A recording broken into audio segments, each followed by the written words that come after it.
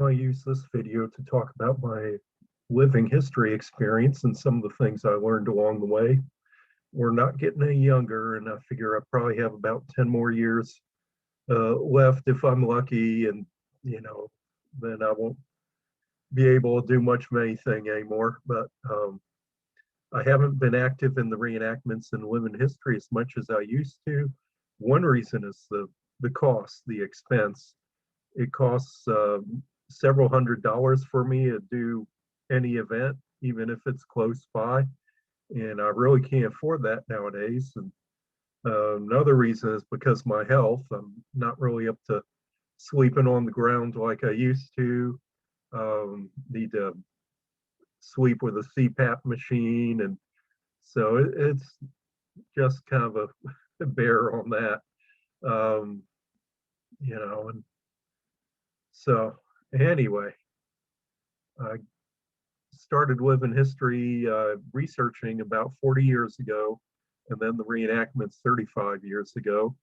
I had a full time job at one point, but after 2 years, I couldn't afford to live at $6 an hour year round.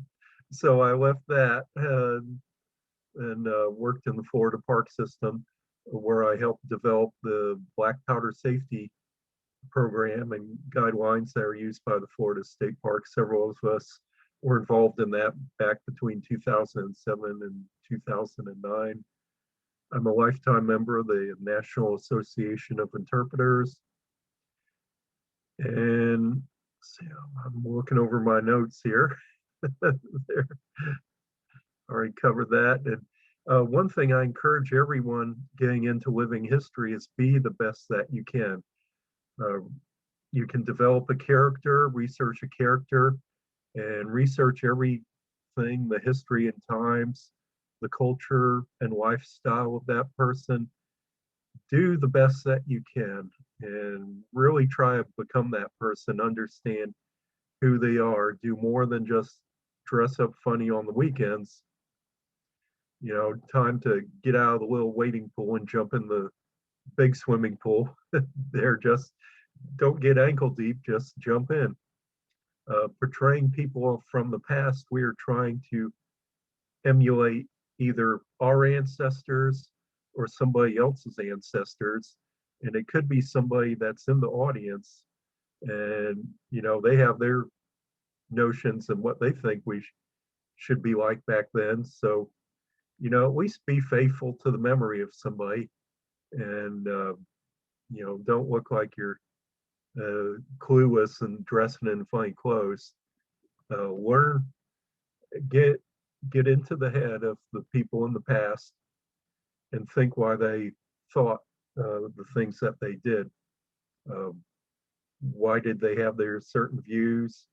Um, Learn how to look at things from four different angles and uh, different points of view and why they would think what they have. In my research, of course, everything I eventually come around to thinking a little different than what I did originally, but that's just part of the growth process.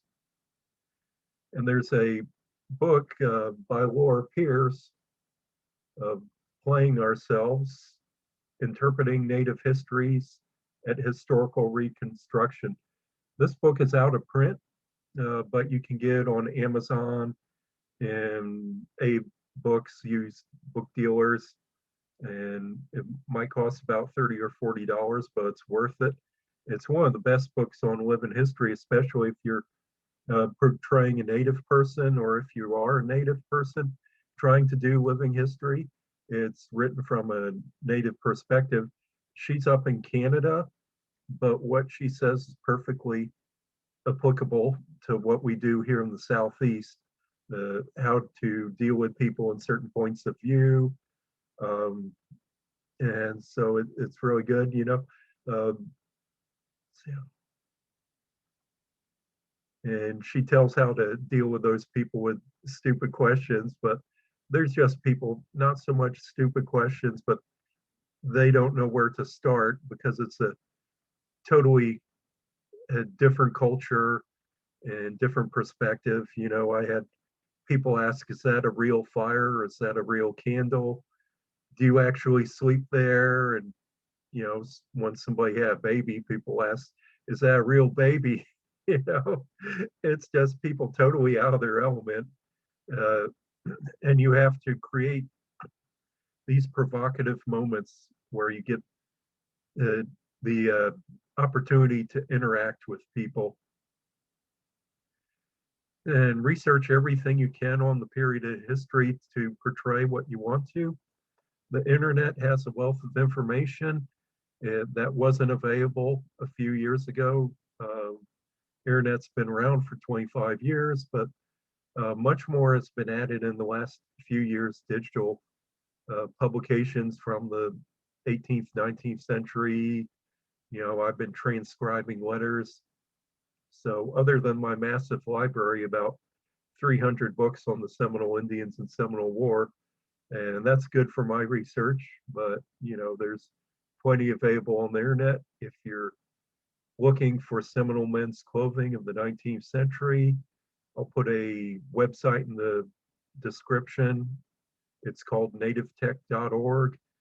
About 30 years ago, a friend of mine, Rick Obermeyer, with the help of Pete Thompson, David Mott, and a few other people who were researching the Seminole clothing, they traveled literally around the world. I mean, there's some Seminole coats from the 1830s in the Museum for Volkskunde in Berlin, Germany.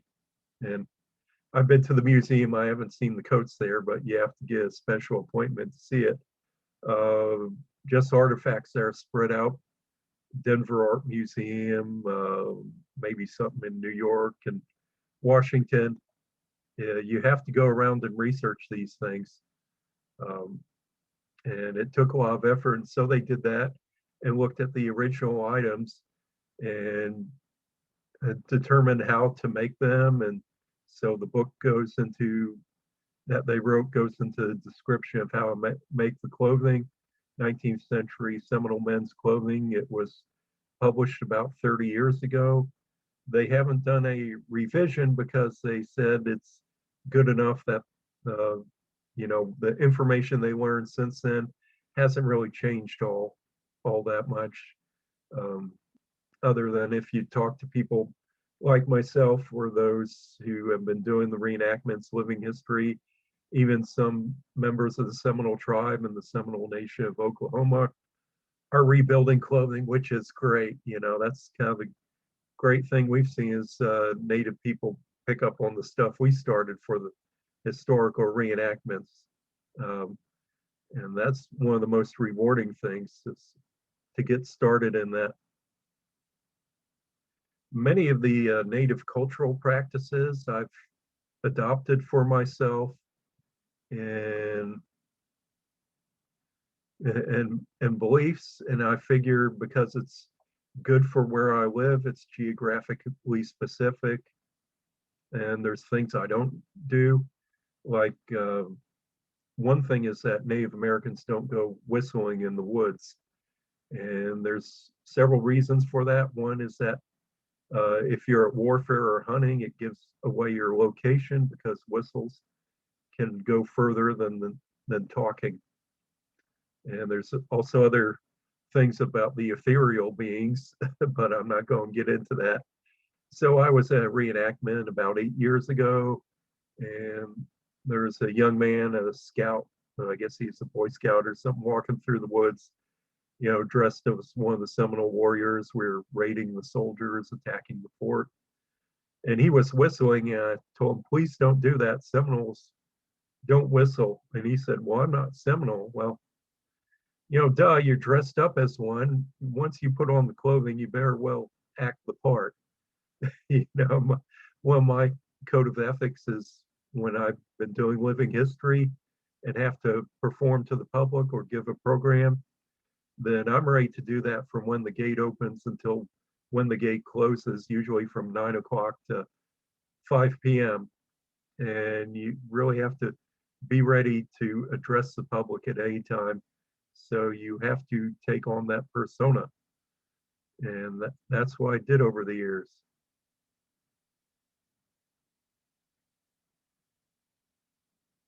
And I think that's, anyway, there's more that could be said. I think I'll maybe make a video of my good and bad experiences doing living history reenactments, but I'll save that for later.